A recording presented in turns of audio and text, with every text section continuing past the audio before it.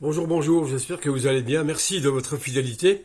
N'oubliez pas de partager, de vous abonner, évidemment. Je vous en supplie, je vous en conjure, de pousser la radio avec un simple petit coup de pouce, chers amis, et évidemment de vos commentaires.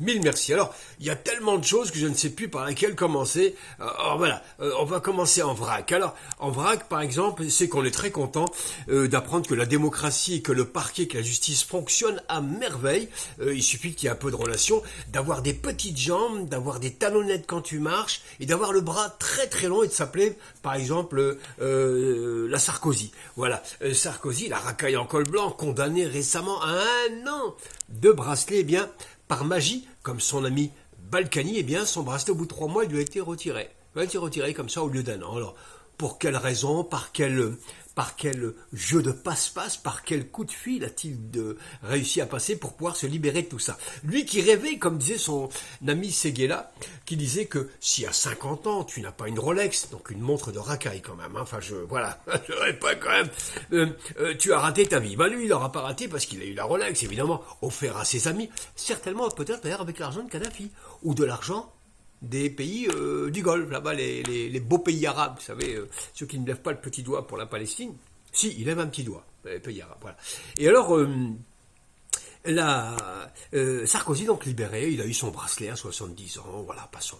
Enfin, on sent quand même magouille et carambouille quand même, au pays de Voltaire, d'Hugo, des droits de l'homme et des simples d'esprit. Simple d'esprit, je dis ça à dessein, parce que c'était un journaliste américain qui comprenait pas comment un Bush-père, enfin les deux Bush-trous ont pu être élus et manipuler ainsi l'opinion. Ce journaliste disait, eh ben oui, les Bush, on les a au nom du père, du Fils et des simples d'esprit. Eh bien, les simples d'esprit, on est tous devenus des simples d'esprit puisque l'intoxication et la trépanation de nos cerveaux marchent à merveille puisqu'on nous fait avaler tout et n'importe quoi. Une élection qui devait être perdue en Roumanie, eh bien, a été gagnée par le perdant, qui était donné perdant par tous les sondages. Mais bon, un tour de passe-passe. Thierry Breton, d'ailleurs, le français commissaire européen, dit « Il n'y a pas de problème, toutes les élections en Europe, on a les moyens de les gagner et on va les gagner. » Eh bien voilà, c'est ce qui s'est passé, puisque Pavel Durov, le patron de Telegram, a déclaré qu'il avait reçu quelques mois un coup de téléphone du patron de la DGSE, des services secrets français, s'il vous plaît, un certain Victor Lerner, lui a dit « Il faudrait que tu bidouilles un peu tes réseaux sociaux pour que notre candidat puisse gagner. Un candidat européiste, pro-OTAN, pro-Ukraine et tout le tralala, pro-guerre aussi, puisse gagner, voilà, en utilisant les réseaux sociaux. » Pavel Durov a refusé catégoriquement. Et aujourd'hui, il a révélé, le monde entier sait que la France a essayé donc de corrompre Pavel Durov et donc de gagner cette élection en la trafiquant. Elle a quand même réussi, puisque même Macron, paraît-il aussi, aurait dit il faut que ce candidat la gagne, et il a mis en œuvre toute sa force. C'est dommage que Macron ne mette pas autant d'obstination à relever la France, n'est-ce pas, de sa déchéance, mais que c'est bien de voir qu'il a encore de l'énergie pour aller aider l'ami américain, l'ami israélien, on ne sait pas, enfin, il fait le boulot ailleurs, mais pas chez nous. D'ailleurs, l'ambassadeur de France aussi a fait le boulot aussi en allant voir un peu partout en Roumanie pour œuvrer à pas trafiquer les urnes, en les bidonnant un peu. Enfin voilà, il y a eu un tour de passe-passe, une magie, une espèce de Gargamel, je ne sais pas quel est le druide qui a fait la mixture pour faire gagner, mais contre toute attente, eh bien c'est le candidat voulu par l'UE, par Van der Leyen et toute la mafia européenne qui a gagné. C'est un peu ça aussi le truc. Alors, dans le même temps, il y a des gens courageux qui essaient de travailler. C'est le cas donc du célèbre avocat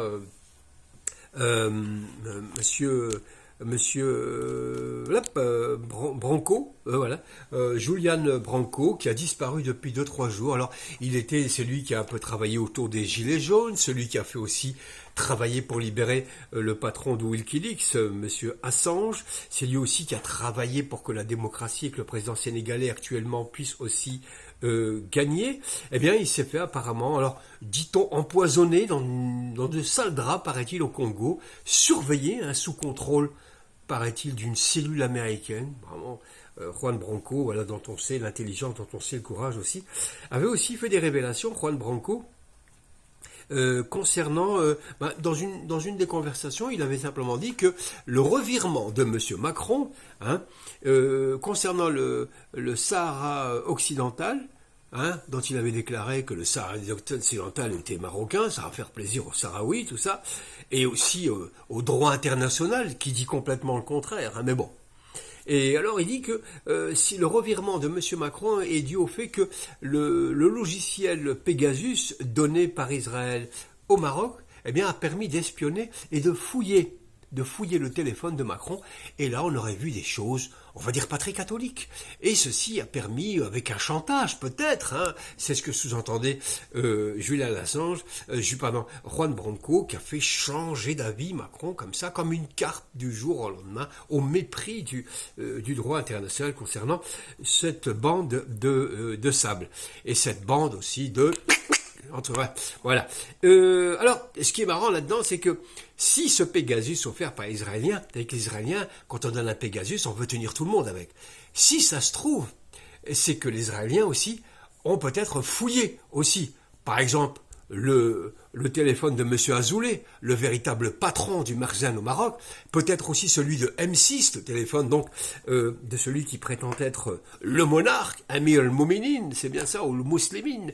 Peut-être que son téléphone aussi a été fouillé, et auquel cas on comprend que Tel Aviv contrôlerait un peu beaucoup de la situation et qu'il jouerait un petit peu au grand ordonnateur, tout ça. Alors la justice, évidemment, alors on fait parler, on fait taire qui on veut. C'était Coluche qui disait, si les Allemands avaient les moyens de nous faire parler, aujourd'hui, les autres moyens ont les moyens de nous faire taire. Et il semblerait que, eh bien, le pauvre Juan Branco soit à peu près dans cette situation-là, chers amis. Prions le bon Dieu pour qu'il sorte indemne de ce qui semble être effectivement un piège. Un piège dans lequel d'ailleurs on n'est pas tombé. Pierre Jovanovic, le financier, l'écrivain, etc. Pierre Jovanovic, vous savez, qui a été déclaré avoir été victime d'une tentative d'enlèvement et donc de séquestration et d'être placé dans psychiatrie, comme quoi il aurait perdu la boule ou quoi, puisqu'il a déclaré que chez lui, le GIGN ou GIPN sont descendus à 40. Par chance, il n'était pas là. Ils ont quand même défoncé la porte de la librairie. Et ils ont cherché un livre. C'est ce livre qui, paraît-il, aurait fait peur, aurait, toujours le conditionnel évidemment, fait peur à l'Élysée, et qui lui aurait valu cette visite impromptue, n'est-ce pas, de la force publique, ou de la force privée. Parce que dans son livre, paraît-il, il aurait révélé que Macron aurait tapé dans le trésor des Français, dans l'épargne des Français, pour le donner aux banques, pour renflouer les banques. Ce qui Sarkozy aurait fait aussi en 2008. Il semblerait que ce soit les révélations de ce livre qui auraient peut-être voulu cette descente chez Pierre Jovanovic.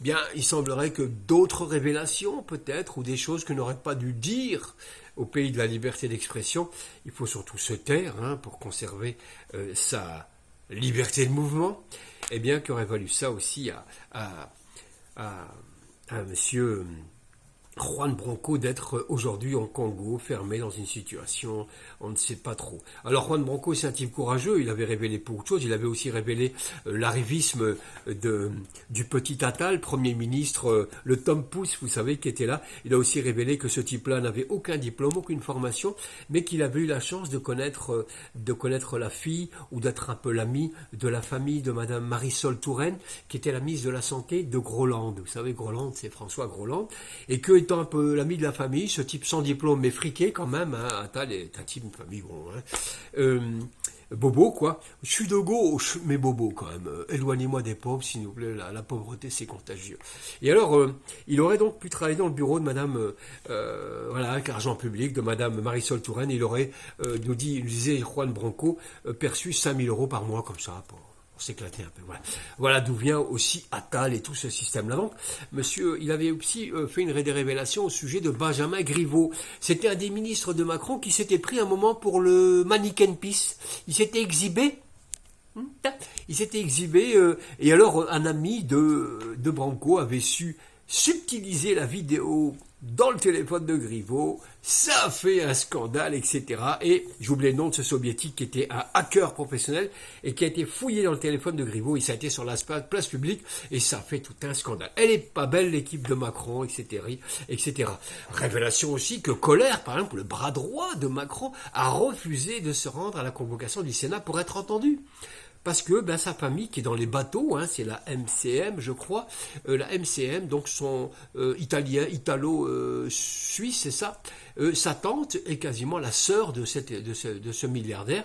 Et au-delà de l'argent public qu'ils auraient touché, etc., il y a eu pas mal il y a eu un mélange de, comment on appelle ça, il y a eu des conflits d'intérêts, puisqu'il avait caché qu'il était de la famille à cette compagnie donc de containers, et il a porté le projet pour cette famille-là, un tour de passe-passe, il a juré, donc il s'est parjuré, il a menti, non, je ne les connais pas, la vie de ma mère, de mon père, de ma grand-mère, non, si, c'est un vrai qu'il est de la famille, donc il a favorisé leur truc. Cette même compagnie qui a été repérée dans plusieurs ports du monde, les bateaux contenaient pas mal une cargaison coke en stock, pour encore une fois citer Tintin, des centaines de kilos de cocaïne dans les bateaux de la MCM. Alors est-ce qu'elle se livrerait aussi à la livraison de containers et au profit donc de ces containers aussi passés en douce quelques centaines de kilos?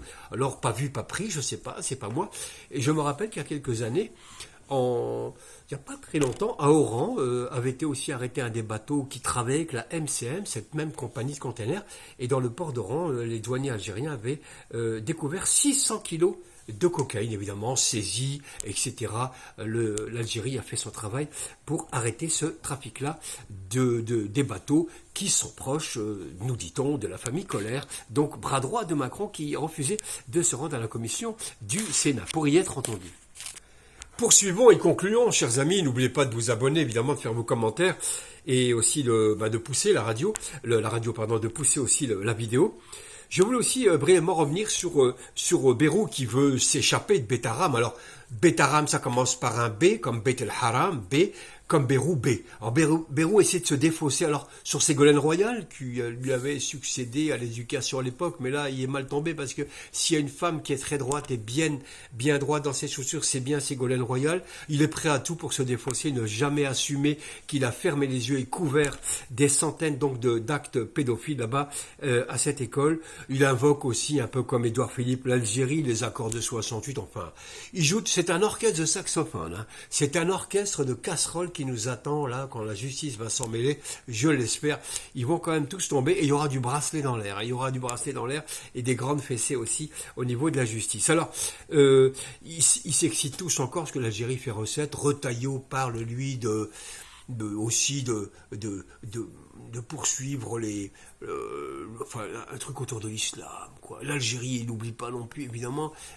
Ciotti, qui lui a fait des tournées entre 300 000 et 500 000 euros pour sa grand-mère, je crois, ou sa belle-mère, argent public, Ciotti. Et lui, alors carrément, avec sa voix de petit coq, comme ça, il a dit, il faut tout prendre à l'Algérie.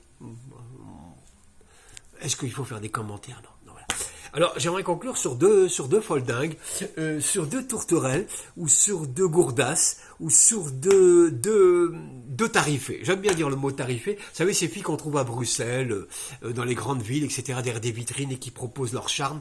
Enfin, celles-là, elles n'ont pas forcément de charme. Eh bien, ces deux femmes, c'est Hanan Mansouri, la franco-marocaine, qui a carrément taxé l'Algérie d'État voyou. Bon, qu'est-ce que c'est qu'être un État voyou? Est-ce que c'est laisser faire la pédophilie chez soi?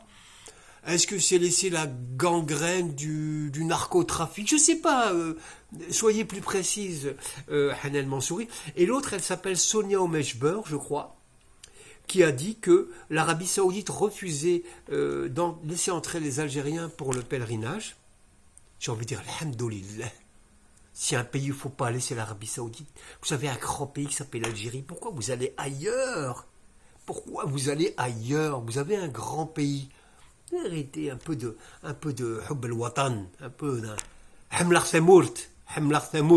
Aimez votre pays. Bon, passons. Eh bien, cette Sonia Omechber, qui elle a dit que l'Arabie Saoudite ne laisserait entrer les Algériens que s'ils donnaient un certificat médical. De la tête, hein, mentale. Autrement dit, nous sommes des fous. Hein. Il y a une chanson, d'ailleurs, je pense, de Cheb Zerwani qui dit « La guerre malade mentale », mais c'est une chanson. Alors, elle, Omechber, il faut rappeler aussi que cette autre tourterelle, cette fille tarifée, je ne sais pas qui la paye, mais elle doit être assez bien payée, quoique... dit aussi, alors c'est une proche de Sansal, hein, c'est une saleuse, c'est une salsatrice ou une ensorceleuse qui dit que l'Algérie, donc, nous serions des malades mentaux et que ceci, cela. Alors, pour les deux folles dingues, pour les deux filles tarifées que sont la Hanan Mansouri et cette Sonia Omechber, franco-algérienne, je crois, je leur conseille... d'aller voir, il y a une grande médecin qui s'appelle Madame Lamia Ali Pacha, qui est la directrice du centre de neurologie d'Alger, je crois, à l'hôpital Moustapha Bacha. Je pense que l'Algérie serait contente de pouvoir soigner ces deux folles dingues, qui est donc la franco-marocaine Hanan Mansouri, la petite souris, et l'autre dingue, l'autre dingo, l'autre pécheresse, on va dire ça comme ça, les deux tourterelles, les deux gourdasses, d'aller se faire soigner en Algérie. Donc c'est Sonia Omechber, voilà, qui, je ne sais pas, qui leur dit taper sur l'Algérie. En tous les cas, voilà, je voulais faire un petit tour d'actualité, ça a été court, ça a été bref, j'espère que ça vous a plu un peu. Dites-moi ce que vous en pensez, abonnez-vous, puis parlez-en autour de vous. Je vous remercie infiniment et à très bientôt.